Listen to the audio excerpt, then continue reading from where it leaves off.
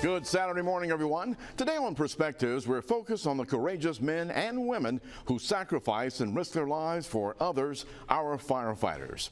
May 4th, by the way, is International Firefighters Day, an opportunity to recognize and honor those who are prepared, dedicated, committed, and willing to sacrifice and serve their community. It's also a time to remember the firefighters who have lost their lives while on duty. The heroes who are undaunted, courageous, controlling their fears. Firefighters were serving and protecting Mobile, by the way, long before the city organized a paid fire department under municipal government control. Several volunteer fire companies provided services and fire protection as way back in the early 1800s. The first was organized in 1819, the Creole Steam Fire Company No. 1, followed closely by the Neptune Engine Fire Company No. 2. Now, in 1838, 6 volunteer companies formed the Mobile Fire Department Association. Then, on September 1st of 1888, Mobile's professional fire department was officially organized with a payroll of nearly $12,000 annually, and Matt Sloan was named the first fire chief. Other first, Mobile hired its first black firefighter in 1961, integrated the department in 1971, and hired its first female and assigned her to a fire company in 1987. Well, joining us today to share stories, personal and heroic, of Mobile Fire and Rescue, Captain Dwight Smith, Community Risk Reduction Coordinator, and Officer Stephen Millhouse, the Public Information Officer for Mobile Fire and Rescue.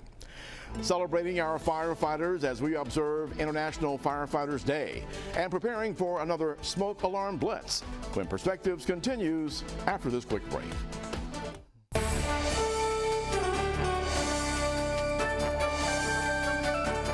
As mentioned, our guest today, Officer Stephen Millhouse, the Public Information Officer with Mobile Fire and Rescue, and Captain Dwight Smith. He is the Community Risk Reduction Coordinator for Mobile Fire and Rescue as well. Gentlemen, thank you for joining us this morning. Thank you. Thank you. International Firefighters Day, a time to recognize and honor you all for risking your lives to protect others, to keep communities safe. When we think about how fire can ruin not only your life, it can take your life. Yes. And so instead of you guys watching it like others may have to do, you are in there trying to save, whether it's a person or save the facility itself. How did this International Firefighters Day come about? Why was it seen a need to do that? Locally, we're not sure. It's like I said, it's an international thing. Mostly, we know that we don't know who started it, but it's blown up, kind of like other days where you've got, International Hamburger Day or International Ice Cream Day, things like that. Right. But we really think that this one's important to celebrate and commemorate firefighters worldwide, from all cities, states, towns, countries, to be able to allow the public and everyone else, even us, to show our appreciation for the job that firefighters do worldwide. And you're also recognizing the lives lost over the course of the fire company's existence, or in just the last year. You're recognizing those people who lost their lives giving service to the fire department. Absolutely. Absolutely. It's more than just recognizing those of us who are still here and doing the job, as well as retirees who have, veterans in the service, as it were, but commemorating those we've lost over the years, not just over the past year, and in more ways than just fighting fire or cardiac conditions or cancer. Over the last couple of years, we've had several firefighters lose their lives due to COVID. So this is again an opportunity to show our appreciation for the service that firefighters give each and every day, and then commemorating those that we've lost along the way. Yeah, COVID has been devastating to all of our, when we think of municipal workers, both law enforcement, firefighters, yes, and public works guys. Yes. It really was a hard hitting in those particular areas. I'm glad you mentioned that, because that falls into the categories now as we look at the role of our firefighters and other public servants.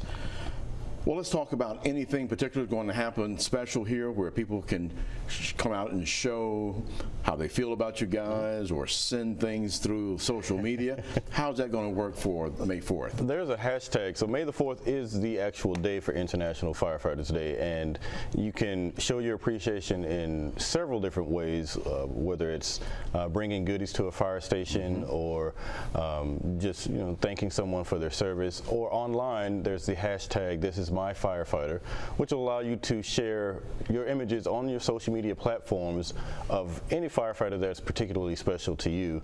Again, it's hashtag This Is My Firefighter, and just share them on social media on May the 4th to show your appreciation, your love, and blasting it all over social media so that everyone has the opportunity to see how special that particular firefighter or those firefighters are to you. And if you feel like visiting one of your local fire stations and taking some pictures, you can definitely do that. We welcome the opportunity. Oh, good. So we're back in that protocol now where we can come or you can call come ahead to of the time, station. Yeah, you may want to just check ahead of time. I wouldn't say you were allowing the public into the stations, but you can visit the station and take some photos outside if you want, or just drop off some goodies. We love baking goods. Well, we have taken the grandkids to do just that. Sure. The new station over there in Crichton, and then just a couple of weeks ago, Captain Jackson out on airport. Yes. We were out there with a box of donuts after some great deeds were done by some of the guys there at that particular station.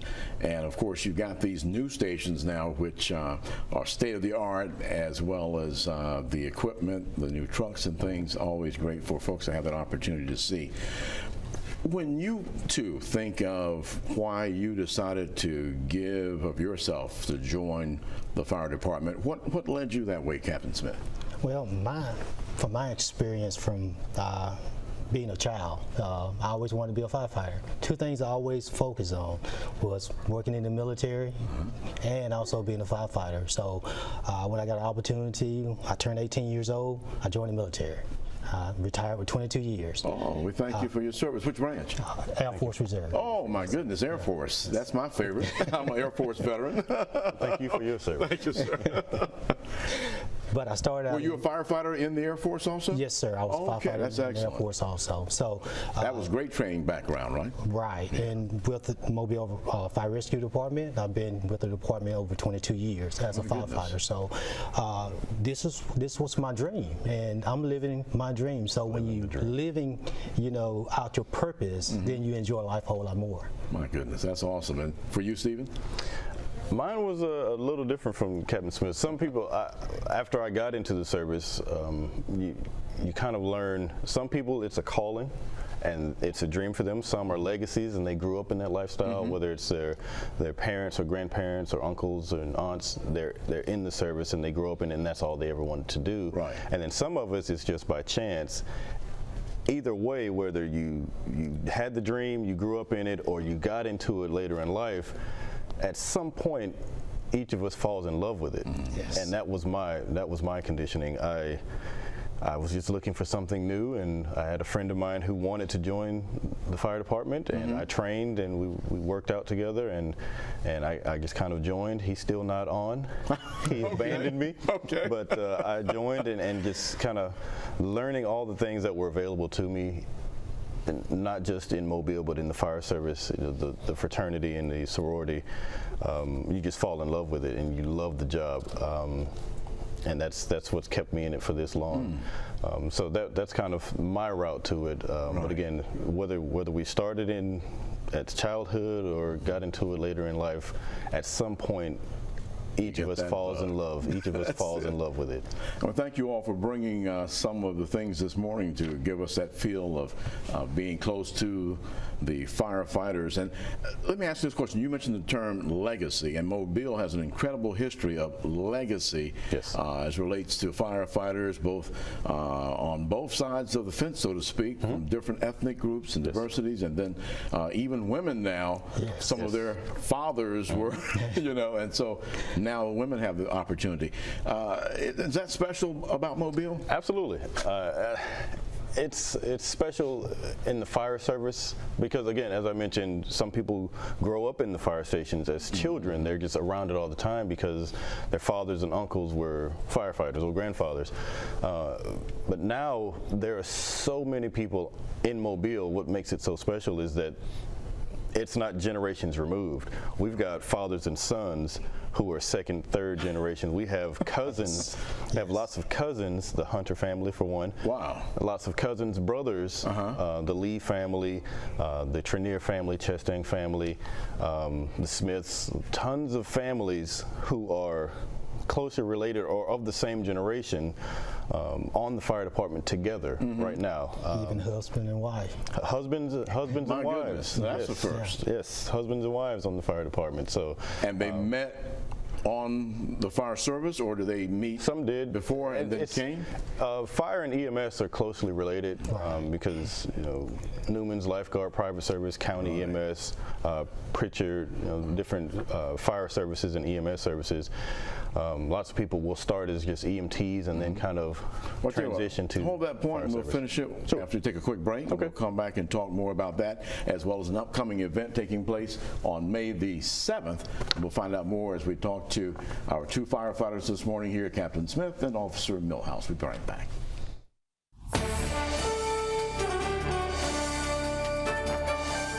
Welcome back to Perspectives. We're talking about International Firefighters Day on May 4th, as well as some of the just fascinating and incredible history of our firefighters here in the Mobile area. Officer Stephen Millhouse with us this morning. Again, Captain Dwight Smith as well. We were talking about some of the combinations, and not only the generations and the fathers, sons, grandfathers, but now we have husband and wife as well as a brother too. So share a little bit more about that one. That's an incredible story. I will have to get them on with you to share their story if they'll allow us to do it. But I don't know exactly when they met. I just know that they were all in the fire service together. The McClarty family, a couple of brothers who were on, and then one of the brothers has his wife who's also on the fire department. And you said all three are captains? All three are captains. All three are company officers and have been in the fire service fire and EMS service for more than 20 years, each of them. So if we're going to get them on to share their story, we're going to have to get them on. Okay. So an incredible legacy among the fire department. And what about the people who may not have heard of the Creole service that started prior to having a city-owned and operated fire department? But that was during the volunteer stage. Yes, before there was an official City of Mobile fire department, there were several volunteer companies around the city and the county area in Mobile, and the Creole firefighters were a part of that legacy of volunteer firefighters. And once Mobile officially created a City of Mobile fire department. Do you remember what your year is? Is it on in 1888. 1888 is when Mobile created its official fire department. Yeah. So it's been some decades. Quite a few. Quite a few, but the Creole firefighters were incorporated into the City of Mobile's fire department, and for several generations since, just as we've been discussing legacies, several Creole firefighters have been on the Mobile Fire Department since its inception. Yes. And still to this day? Still to this day. Chestings, Trenier family, and several other families that are still here. That's an incredible story. You think about history and that period of time, to have that incorporated into the mix was revolutionary, you could say, here in the Deep South. And they pioneered a lot for firefighters of other ethnicities and black firefighters to be able to join the fire department and see it as a career path, because for years, representation really does matter. And for years, if you don't see yourself in that position, you have to see others in that position to be able to see yourself doing it. So you have career firefighters like Captain Smith here who just dreamed of it for years, and now the same thing is happening with women on the fire department. How many women now on the force? More than I can count on a single hand, and for 30 some odd years, we'd hired approximately 14 women over about a 30-year span, including Chief Leanne Tackon, who was the first woman hired on the department. Chief Crush, Captain Briers, who's now retired and serving as She retired. She's serving as the fire marshal at University of South Alabama. But so in that 30-year time frame, we hired about 14 over that span of years, including Captain Kara McClarty. But in the last 5 or 6 years, it's been close to 20 plus. So more and more women are applying for the job. It wasn't that women weren't, it wasn't an opportunity for women. I think it was more women didn't see themselves in that position or in that role. It's been historically a male-dominated field, but if you can do the job, you can do the job, and women are capable of anything in any industry, as we well know. So I think it's more now the representation. We're seeing more women on the job, so more and more women are applying for the job. They're working out, they're staying fit, and they're coming on as EMTs and paramedics, and they're doing the same job that the men are doing, kicking in the doors, dragging the hose, putting out the fire, saving lives. Saving lives. Yes. And that's what makes the difference. Absolutely. Indeed. Speaking of saving the lives, we've got a couple of things up here that are very important, and Captain Smith left one of these over here, that you guys have a blitz coming up on May 7th, which is also, I think, appropriate, tying into the International Day, the importance of the unit there. And you guys have told me stories before about how you have done this in areas where people never had any fire alarms in their homes. Yes. Yes, and that's one of the reasons that for the last few years we've been pushing this these smoke alarms a lot, is because we find out a lot of people that when we go in their house during the emergency, that they don't have them. And so a few years ago, we attached ourselves with Red Cross, and now, like last year, we installed over 5,000 smoke alarms. So that's a lot. It's a growth. In a single growing. year, and growing, like you said. Yes. Wow. Now, would you say that most of those were first time being installed in those homes, or updating some old ones too? Well, both. Both. Okay. Both. Some homes just don't have them at all. Right. But the good thing about us going in, our firefighters going in, they get an opportunity to see exactly what these these homeowners need. They may have items blocking the door. They may have problem with egress. But now, through the fire department, their eyes are changing too. Now they're looking at, not only can we go in and put up smoke alarms, but now we can do home safety inspections as well. So what does it take for someone to have this installed in their homes? Do they have to pay a fee to the city, or how does it work? Everything that the city of Mobile does, and especially through the fire department here, Mobile Fire Rescue Department, is free.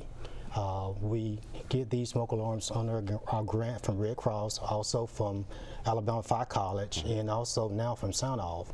So we have different smoke alarms that we can install in these homes, and they're free. So you can't beat that, both a new fire alarm, and you all do the installation, so we can depend that it's in place properly, and in the right place is also important, right, in the home. Absolutely. Yes, sir. Yes, sir. And what we do with the placement, we go right by, the protocol is that we place them in every bedroom, outside the bedroom, and also in common areas, second floor. We also want to make sure they're 10 feet away from any cooking appliance in the kitchen. Yeah, that's all important. And I think you also have an extinguisher down there. Is that the size that we can get for the home, or is that a little more office related, that particular one? Well, this one is more both. In most businesses, we ask for 2A20BC smoke alarms, fire extinguishers. And so this is just a little bit smaller, but this is good for home residential use. Excellent, because those things can happen, and especially people busy, forgetting things they may have on the stove in the kitchen, and then go to another part of the house. And it's amazing how quickly those things can happen. Very quickly. It only takes minutes. And the number one cause, internationally, the number one cause of home fires is cooking fires. And it's usually caused by unattended cooking. So pot on the stove, and you get busy doing other things. They leave the kitchen and they forget, and then they come back to the kitchen filled with smoke and flames. And it only takes minutes. Situation. Yes. That's right. Well, gentlemen, we thank you so much for coming and sharing today the importance of the upcoming smoke alarm blitz. They can find out more information as well and call to make an appointment to have you guys come out. Sure. And then, of course, we commend you on International Firefighters Day, and we thank you both for your service to this community. Our pleasure. Thank you. All right. Again, Captain Dwight Smith and Officer Stephen Millhouse with Mobile Fire and Rescue. And you'll see the information about how to contact them for the upcoming smoke alarm blitz on May the 7th. And here it is again. If you live in Mobile and would like more information about the smoke alarm blitz, or you need someone to come and install smoke alarms in your home, you can do it two ways. One, call the number 251-208-5555, or you can do it online. Just go to cityofmobile.org/fire. Now, you can also check out the history of the Mobile Fire Department at the Phoenix Fire Museum on Claiborne Street. Admission's free, and you can call the History Museum of Mobile for tours. There's also a lot of history to be learned from the Central Fire Station on St. Francis Street. You will need to call to set up a visit. Now, up next on Perspectives, we report it to you almost every week. Shootings, gun violence, and homicides happening in our community. And sadly, many of the incidents involve our youth. Teens and those in their early 20s, the number of gun-related charges and gun violence charges continue to increase. It's disturbing and extremely concerning as city officials and community leaders are all seeking a solution to end this senseless violence. Some believe that one of the answers is more parental involvement and equipping parents with the support they need to better help their children. Now, this, some say, is a part of a holistic community response to gun violence. We'll talk about that and the community response. Please join us here next Saturday morning at 9 for Perspectives as we discuss important issues and seek solutions. Now, if you miss it here, you can always check us out on our website, our app, and YouTube. I'm Eric Reynolds. Have a great week ahead. Thanks for watching Fox 10 News. Watch us live wherever you are on our mobile, our streaming news app, and you can also watch us on Roku, Apple TV, and Fire TV.